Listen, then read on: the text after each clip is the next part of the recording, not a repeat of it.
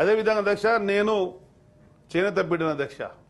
ఆ చేనేత వృత్తిలో నేను చేయకున్నా కానీ ఆ భగవంతుడు దయ వల్ల అన్నాడు తెలుగుదేశం పార్టీ ఇచ్చినట్టు అవకాశం వల్ల చేనేత మంత్రికి అవకాశం వచ్చింది అధ్యక్ష. ఆ విధంగా ఆనాడు వచ్చినటువంటి తక్కువ సమయంలోనే చేనేత సమస్యలను పరిష్కరించిన అనుభవం కూడా ఉంది. దానికి అనుగుణంగా ఈ బడ్జెట్లో అధ్యక్ష చూసినప్పుడు కేవలం 370 కోట్లు మాత్రమే కేటాయించారు అధ్యక్ష.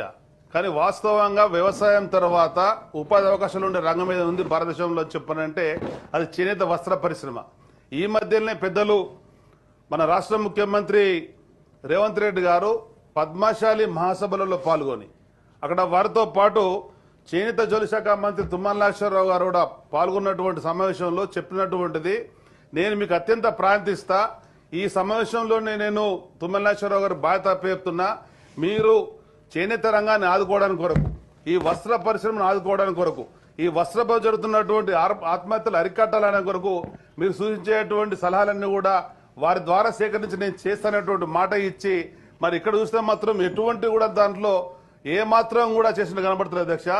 ఈ ప్రభుత్వం వచ్చిన తర్వాత 16 నెలల కాలంలో 36 మంది ఆత్మహత్యలు పాల్పడ్డ అధ్యక్ష.